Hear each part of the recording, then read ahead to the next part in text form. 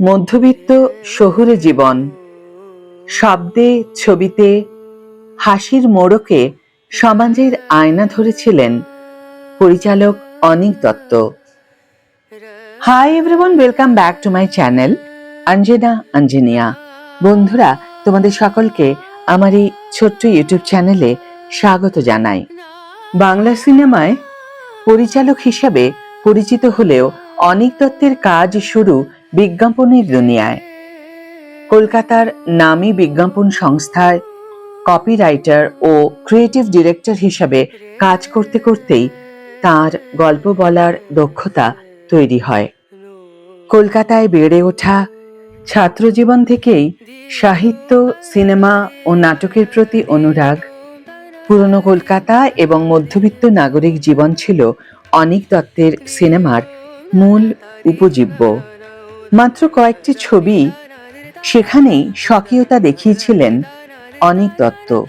তীক্ষ্ণ রসবোধ ও মজার ছলে সমাজের যে প্রতিচ্ছবি তুলে ধরতেন তা যেন সামাজিক দর্পণ। নস্টালজিয়া, পুরনো কলকাতা, বাঙালির স্মৃতি মেদুরতা এবং সেই সঙ্গে শব্দের জাগলারি মিলিয়ে অনিক দত্তের সিনেমা বিনোদনের মোড়কে সমাজের আয়না। ভূতের ভবিষ্যৎ বাংলা সিনেমায় অনিক দত্তকে পরিচালক হিসাবে প্রতিষ্ঠা দিয়েছিল। হাস্যরস, পুরনো কলকাতা, সদ্য গজিয়ে ওঠা প্রমোটারি ব্যবসার বাড়বাড়ন্ত, পাড়ার মস্তান কিনা নেই সেখানে। ভূতে, মানুষে, প্রেমে, বিরহে জনপ্রিয় ব্যঙ্গাত্মক কমেডি। ছবির গল্প আবর্তিত হয়েছে একটি পুরনো জমিদার বাড়ি ও সেখানে থাকা নানা যুগের ভূতেদের নিয়ে। ইংরেজ আমল থেকে শুরু করে নকশাল আন্দোলনের সময়ের চরিত্র, বিভিন্ন সময়ের মৃত মানুষরা একই বাড়িতে বসবাস করে। কিন্তু আধুনিক শহুরে উন্নয়নের নামে সেই ঐতিহ্যবাহী বাড়ি ভেঙে ফেলার পরিকল্পনা হয়। তখন নিজেদের অস্তিত্ব রক্ষায় ভূতেরা একজোট হয়। আশ্চর্য প্রদীপ মনের সেই অন্ধকারে আলো ফেলে, যেখানে ক্ষমতার কালো ছায়ায় কখন যেন ঢাকা পড়েছে বিবেকের আলো। মূলত এক সাধারণ মধ্যবিত্ত মানুষের হঠাৎ বদলে যাওয়া জীবনের গল্প। শীর্ষেন্দু মুখোপাধ্যায়ের উপন্যাস অবলম্বনে তৈরি এই ছবিতে দেখা যায় এক ব্যক্তি আচমকা একটি জাদুর প্রদীপের মালিক হয়ে যায়। প্রদীপের দৈত্য তার সব ইচ্ছে পূরণ করতে পারে। প্রথমে জীবনের ছোট ছোট চাওয়া পূরণ হলেও ধীরে ধীরে লোভ, ক্ষমতা ও অর্থের মোহ তাকে গ্রাস করতে শুরু করে। ছবিটি রূপকথার আবহে তৈরি হলেও এর ভেতরে রয়েছে সমাজ ব্যঙ্গ ও মানবিক বার্তা। অনিক দত্ত অত্যন্ত মজার ছলে ছবিটি দেখিয়েছেন।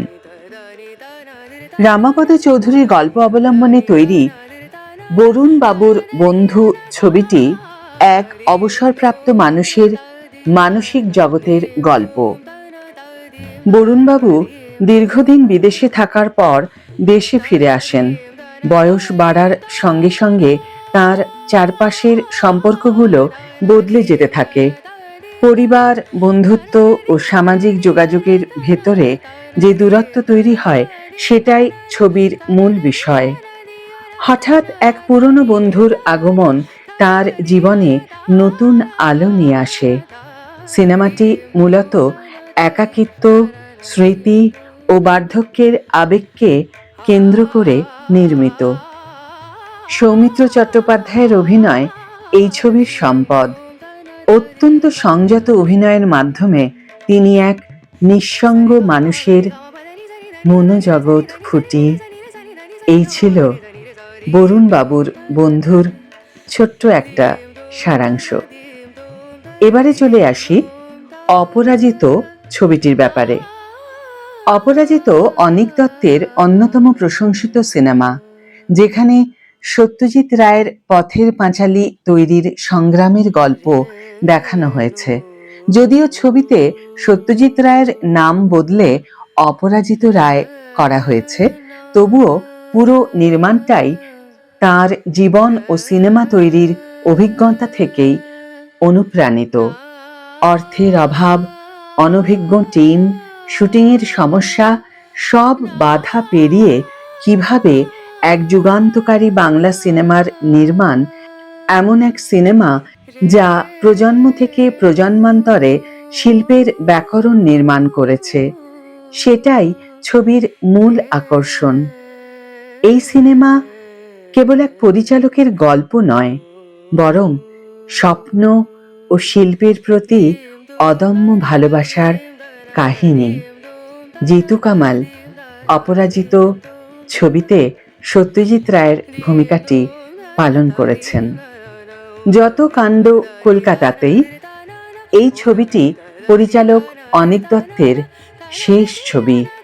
বহু বছর আগের একটি অমীমাংসিত রহস্য, সেই রহস্যের সূত্র খুঁজতে গিয়ে এক তরুণ অনুসন্ধানকারী জড়িয়ে পড়ে এমন এক ঘটনায় যার সঙ্গে জড়িয়ে আছে পুরনো কলকাতার ইতিহাস, দুর্গাপুজোর আবহ এবং ফেলুদা ধাঁচের তদন্তের স্বাদ।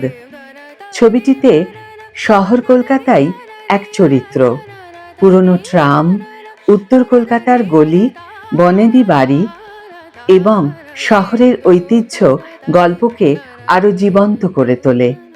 অনিক দত্ত এখানে রহস্যের পাশাপাশি শহরের স্মৃতি, সংস্কৃতি ও মানুষের আবেগকেও গুরুত্ব দিয়েছেন।